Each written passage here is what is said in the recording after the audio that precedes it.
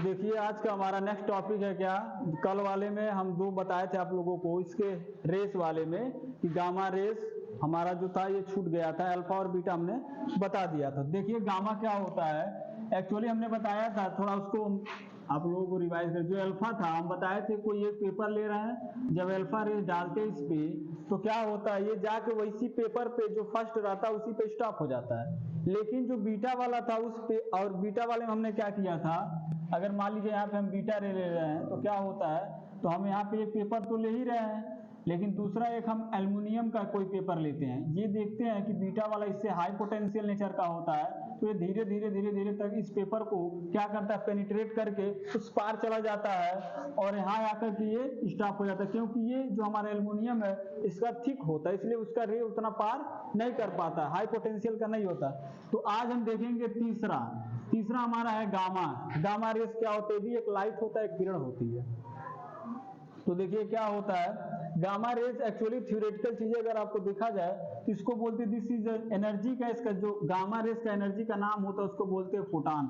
अगर आप याद रखिए किसी के नाम के आगे अगर रे लिखा, अगर फोटान लिखा, समझ जाइए they are high energy potential है, सबसे ज्यादा एनर्जी पोटेंशियल किसी के पास होता है तो उसको क्या बोलते हैं, फोटान बोलते हैं। क्या बोलते हैं, फोटान बोलते हैं। अब देखिए इसका जो डिस्टेंस होता है, it is a can long distance होता है, इसका क्या होता है, लॉन्ग डिस्टेंस होता है, इसका जो डिस्टेंस होता है बहुत दूर तक जाता है, इसलिए न रदरफोर्ड ने एक गामा रेस को नहीं लिया, क्योंकि अगर उन्होंने गामा रेस लिया होता तो ये इसको पार करके चला जाता तो उसको ये डिस्कवर नहीं कर पाते, वो स्टडी नहीं कर पाते किसी के अंदर क्या है क्या नहीं। तो उन्होंने अल्फा इसलिए लिया क्योंकि अल्फा को पता था कि एक ही पे जहां पे हम स्टडी करेंगे, एग्जामिनेशन करेंगे, वहीं तक वो रहेगा, उसके पार नहीं जाएगा, ठीक है। लेकिन तब भी उन्होंने जब अल्फा लिया तभी भी देखा पार चला गया, इतना कम एनर्जी वाला, तभी ने उन्होंने बताया कि ये आउटर मोस्ट लेयर क्या होता है, हॉलो यानी खोखला होता है।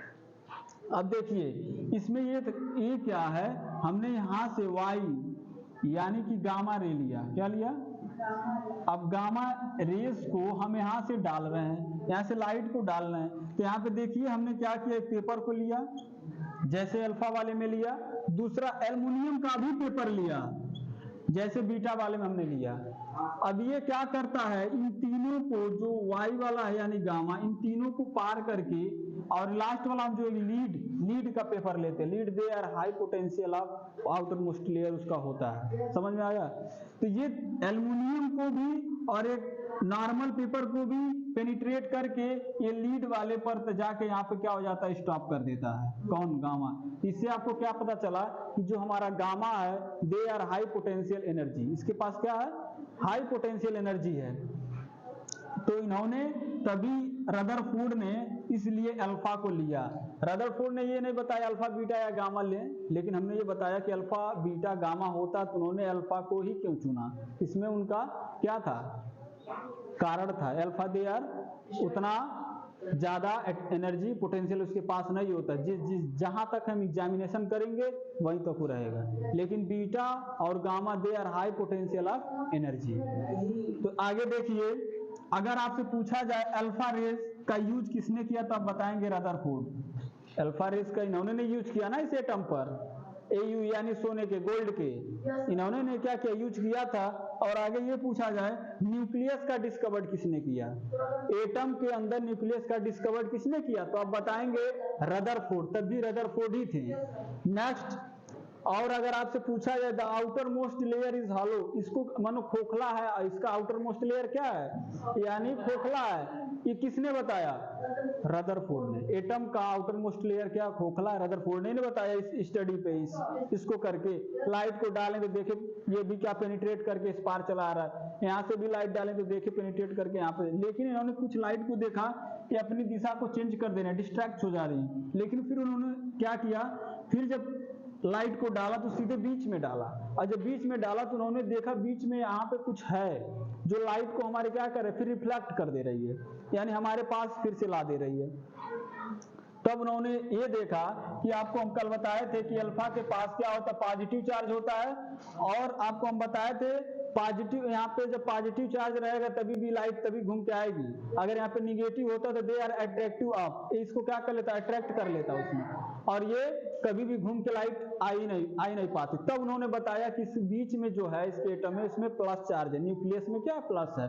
इसलिए जब भी एटम बनाए जाते हैं, आप देखेंगे कोई भी, जब आप आगे केमिस्ट्री पढ़ेंगे, जब भी एटम का स्ट्रक्चर्स बनाया जाएगा बीच में प्लस होता है। अब इस बीच में भी बहुत सारी चीजें हैं। अब सोच लीजिए इतना माइन्यूट हमारा एटम है, अब उसके अंदर भी हम इन चीजों को स्टडी किया, न्यूक्लियस का, प्रोटॉन का, न्यूट्रॉन का, इलेक्ट्रॉन का।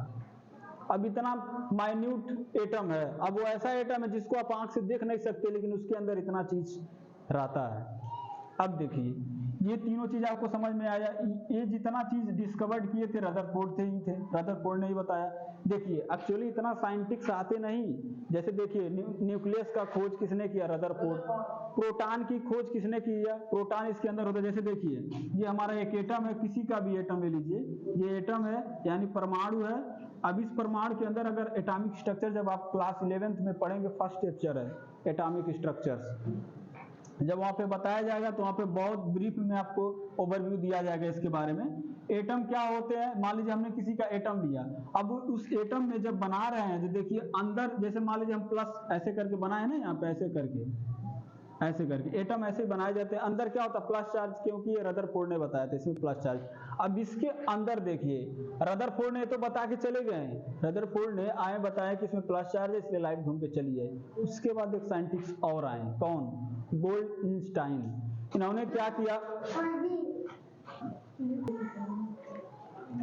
तो देखिए इसके बाद एक साइंटिस्ट हमारे और आए, जैसे देखिए न्यूक्लियस का खोज करके रदरफोर्ड, हमारे जो साइंटिस्ट थे उन्होंने ये चले गए, रदरफोर्ड जो थे तो बता दिए क्या करके कि इस एटम के अंदर कुछ है प्लस जैसा, वहां से लाइट हमारा रिफ्लेक्ट करके आ रही है, इसलिए इसमें प्लस चार्ज है, इसलिए लाइट घूम के आ रही है, तो एटम के अंदर ठीक है, इसमें प्लस चार्ज है। न्यूक्लियस की खोज उन्होंने करके चले गए। यानी आपसे हिंदी में ऐसे पूछा जाएगा कि नाभिक, हिंदी में उसको न्यूक्लियस को बोलते हैं नाभिक, की खोज किसने की, तब बताएंगे रदरफोर्ड। अब उसके बाद हमारे एक साइंटिस्ट और आए, कौन थे, गोल्डस्टाइन।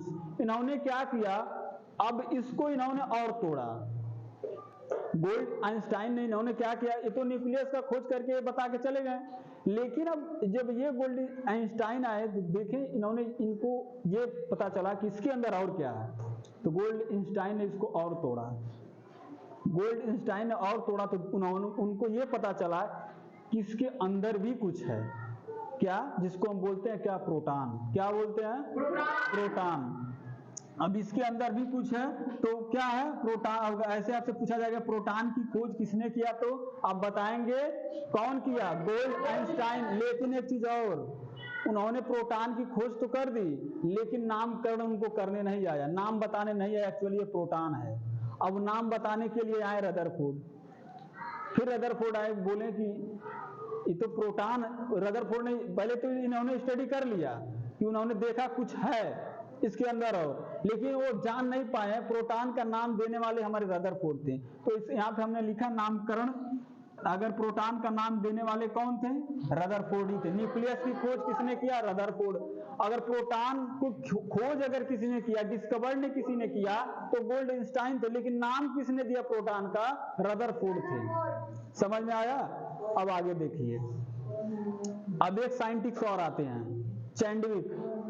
अब इनको ये, जैसे देखिए अब पहले आपको इस एटॉमिक स्ट्रक्चर्स का थोड़ा स्ट्रक्चर बता देते हैं। जैसे देखिए इसमें जो प्लस चार्ज होता है, इसके अंदर न्यूक्लियस होता है, इसी के अंदर प्रोटॉन होता है, इसी के अंदर न्यूट्रॉन होता है। लेकिन एक चीज और, जो हमारे इलेक्ट्रॉन होते हैं, they are outermost cell में होते हैं, यानी बाहरी कक्षा में ये ट्रेवल करते हैं, क्योंकि इस पे निगेटिव चार्ज होता है। अगर ये इसमें चले जाए ना, तो एटम अपने आप में ब्लास्ट हो सकता है, इसलिए ये दूर दूर तक ये इसमें माइनस चार्ज है, इसलिए ये क्या करते हैं, बाहरी अपने सर्कल में रहते हैं। इनको अंदर जाने के लिए हाई एनर्जी चाहिए, तब ये अंदर जा पाएंगे। समझ में आ रहा है। अगर इनको बाहर जाना है, अंदर आना है, तो अपनी एनर्जी को लॉस करना है। अगर आपको बाहर जाना है तो अपनी एनर्जी को बढ़ाना। जैसे मान लीजिए आप क्लास 10th में जाएंगे तो आप ज्यादा पढ़ना पड़ेगा। अगर आपको क्लास 6 में हम भेज दें तो उतना अपनी एनर्जी को लॉस करेंगे, उतना पढ़ना नहीं पड़ेगा। तो यही चीज है, इनको जब अंदर जाना है तो अपनी एनर्जी को उतना इंक्रीज नहीं कर, लेकिन अगर ऊपर उठना है तो एनर्जी को अपने इंक्रीज करेंगे। तो देखिए ये जो आपको दिखाई दे रहा है ये इलेक्ट्रॉन है, यहाँ पे ये इलेक्ट्रॉन इसको बोलते हैं। और इसी न्यूक्लियस के अंदर हमारा क्या पाया जाता है, प्रोटॉन, जिसपे पॉजिटिव चार्ज होता है। समझ में आया, प्रोटॉन पे भी हमारा क्या होता है, पॉजिटिव चार्ज होता है। और न्यूक्लियस यहाँ पे जो हमने बनाया है न्यूक्लियस, जिसको नाभिकी बोलते हैं, वो भी प्रोटॉन, उस पे भी प्लस चार्ज होता है। और प्रोटॉन जो होता है उस पे भी प्लस चार्ज होता है। और न्यूट्रॉन पे कोई चार्ज नहीं होता, न्यूट्रॉन पे कोई चार्ज नहीं होता, इस पे ना माइनस होता ना प्लस होता, न्यूट्रल होता है, क्योंकि इसीलिए इसका नाम न्यूट्रॉन ही पड़ गया।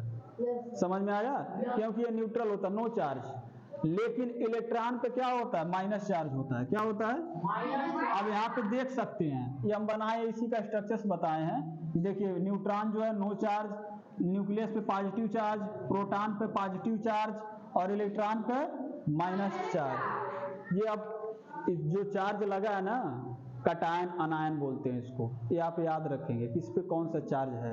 ठीक है, रदरफोर्ड जो हमारे थे, उन्होंने न्यूक्लियस की खोज कर दी। अब इसको जब न्यूक्लियस को हमने पता लगा लिया तो न्यूक्लियस को ये बाहर लेकर आए। ठीक, और जब न्यूक्लियस को ये बाहर लेकर आए तो गोल्डस्टाइन ने उनको कहा कि इनको और तोड़ा, इसको और तोड़ा, और जब इसको और तोड़ा तो इसमें कुछ और मिला इनको, तो उसका इन्होंने डिस्कवर तो करे, लेकिन नाम देने इनको नहीं आया कि क्या नाम दें। जैसे देखिए रदरफोर्ड तो बता दिया न्यूक्लियस है, ये नाम दे के चले गए ना, इन्होंने देखा कुछ है लेकिन नाम नहीं दे पाए।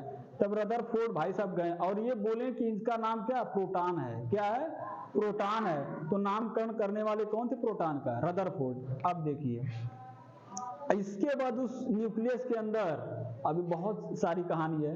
उसके बाद एक साइंटिस्ट हमारे और है, चैंडविक, और इन्होंने क्या किया, इनको चैंडविक जो थे, अब इसके अंदर इन्होंने और स्टडी करना स्टार्ट कर दिया। चैंडविक एक साइंटिस्ट थे, इन्होंने और स्टडी करना स्टार्ट कर, इनको और एक चीज मिला। क्या मिला, न्यूट्रॉन। तो आपसे पूछा जाएगा न्यूट्रॉन की खोज किसने की, तो आप बताएंगे चैंडविक ने किया था। समझ में आया, न्यूट्रॉन की खोज चैंडविक ने किया। ठीक है, और नेक्स्ट हमारे साइंटिस्ट आते हैं कौन, जे थॉमसन। अब इन तीनों ने ये करके चले गए, लेकिन जे थॉमसन जो थे इनको कुछ नहीं मिला। इनको जब ये स्टडी एटम्स पे करने गए तो इनको कुछ नहीं मिला। तो इनको एक चीज और दिखाई दिया, क्या, कि इन्होंने देखा कि हमारा जो एटम्स है इसके बाहर कुछ ट्रेवल कर रहा है, ऐसे करके ये बाहर इनको मिल गया। क्या, उस बाहर इलेक्ट्रॉन। तो इन्होंने ये स्टडी कर लिया कि बाहर जो हमारे सराउंडिंग घूमते हैं उसको क्या बोलते हैं, इलेक्ट्रॉन। इनका एक थ्योरी है जे थॉमसन का, वाटरमेलन थ्योरी, तरबुज्जा का थ्योरी दिया था इन्होंने, वाटरमेलन थ्योरी। वाटरमेलन किसको बोलते हैं, तरबुज्जे को नहीं बोलते। इनका एक थियरी है, आप पढ़ेंगे फिजिक्स में या केमिस्ट्री में होगा, चैप्टर है इनका वाटरमेलन थ्योरी। जो एक का हो गया ज्यादा उनका ये सफल नहीं हुआ, क्योंकि इन्होंने ये बताया कि जो जिस आकार का हमारा वाटरमेलन होता है उस आकार में हमारे जो एटम्स होते वैसे, जैसे नहीं उसमें बीज होता है। इन्होंने ये बताया कि बीज हमारा इलेक्ट्रॉन है, और जो लाइन लाइन ऐसे खींचा रहता है, इन्होंने ये बताया, उसके ऐसे कुछ करके इन्होंने बताया आगे बहुत चीजें, इसलिए उनका ये फ्लॉप चल गया, क्योंकि स्टडी नहीं है। तब उसके बाद हमारे एक साइंटिस्ट और आते हैं, नील्स बोरबरी, वही स्टडी अच्छे से करके गए एटम्स के बारे में, नील्स बोरबरी। अगर ये इतना आपको समझ में आया, न्यूक्लियस की खोज रदरफोर्ड, प्रोटॉन की खोज गोल्डस्टाइन, न्यूट्रॉन की खोज चैंडविक, इलेक्ट्रॉन की खोज जे थॉमसन। अब सोच लीजिए एक एटम्स के अंदर जिसको हम देख नहीं सकते, इतने साइंटिस्ट ने स्टडी करके गए। समझ में आया, तो ये साइंस बहुत सोचने वाली चीज है। समझ में आया, तो ये जे थॉमसन थे। अब इतना जो है ये एटम का स्ट्रक्चर है जो हमने आपको बताया। ये एटम का क्या स्ट्रक्चर है, प्रोटॉन होता है, न्यूक्लियस होता है, न्यूट्रॉन होता है, इलेक्ट्रॉन होता है। तो आपको चार्ज पता होना चाहिए, किस पे कौन सा चार्ज लगता है। ठीक है, तो इसके बाद जो है हम लोग पढ़ेंगे नील्स बोरबरी, यानी उनका भी कुछ थियरी था, नील्स बोरबरी का भी कुछ थियरी था। नील्स, इसको रोको। तो देखिए ये आप लोगों को हमने बताया कि कौन साइंटिस्ट क्या स्टडी करके गए। एक चीज और आप लोग ध्यान दीजिए, जैसे देखिए ये रदरफोर्ड जो थे, अगर रदरफोर्ड जो हमारे साइंटिस्ट थे, अगर ये चाहते थोड़ा और रुक करके ये चाहते तो पूरा इन लोगों को हमको पढ़ने की जरूरत नहीं पड़ती, इन्हीं के बारे में पढ़ के हम केमिस्ट्री खत्म कर देते हैं। अभी देखिए ये गोल्डनस्टाइन आ गए, चैंडविक आ गए, जे थॉमसन आ गए, इसके बाद नील्स बोरबरी आएंगे, और सबका थोड़ा थोड़ा आपको थियरी पढ़ना पड़ेगा। लेकिन ये जो सबसे मेन स्पेसिफिक जिन्होंने बताया वो हमारे रदरफोर्ड थे, इन्होंने ही बताया था कि न्यूक्लियस होता है, एटम होता है, ये क्या स्ट्रक्चर्स होता है, ठीक है। तो अगर ये चाहते हैं हमारे जो रदरफोर्ड थे साइंटिस्ट, अगर ये चाहते हैं तो थोड़ा समय ले करके और स्टडी करके ये तो पूरा जितना प्रोटॉन न्यूट्रॉन है खोज करके अपना ही नाम ले लेते हैं। इसीलिए बोला जाता है कभी भी जिनको थोड़ा सा जो जानकारी हो गया तो सब अपने आप को साइंटिस्ट समझने लगे, और इसीलिए बोला जाता है आप लोगों को थोड़ा जानकारी कभी भी आप अपने अंदर एटीट्यूड मत लाइए। देखिए थोड़ा जानकारी की वजह से इतने लोग आ गए कि नहीं इनके कंपटीशन में, इतने लोग साइंटिस्ट आ गए ना। अगर ये चाहते तो इतना स्पेसिफिक चीज इन्होंने खोजा न्यूक्लियस के बारे में जो मेन पार्ट्स होता है, और ये चाहते तो पूरा स्टडी इन्हीं की थ्योरी इन्हीं को पढ़ना पड़ता हम लोगों को। लेकिन इन्होंने जब इनको थोड़ा जो पता चल गया अपने आप को साइंटिस्ट समझने लगे, इसलिए इनके बाद ये सब इतने साइंटिस्ट आ गए और इन्होंने इन चीज़ों को बताया। तो आई होप ये चीज़ें आपको अच्छी तरीके से समझ में आई होंगी। Thank you.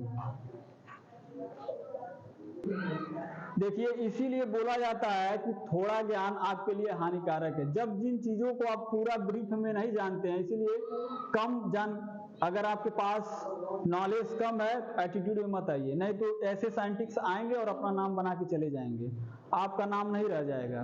सोचिए इन्होंने अगर चाहते तो पूरा चीज अपने बारे में लेकर चले जाते हैं, लेकिन इन्होंने अपने आप को ये सोचने लगे कि हम साइंटिस्ट बन गए, एटीट्यूड में आ गए। समझ में आया? तो ये चीज है। तो आई होप ये चीजें आपको अच्छी तरीके से समझ में। नेक्स्ट अभी हम लोग पढ़ेंगे नील्स बोरबरी रिएक्शन, उसके उनका थ्योरी।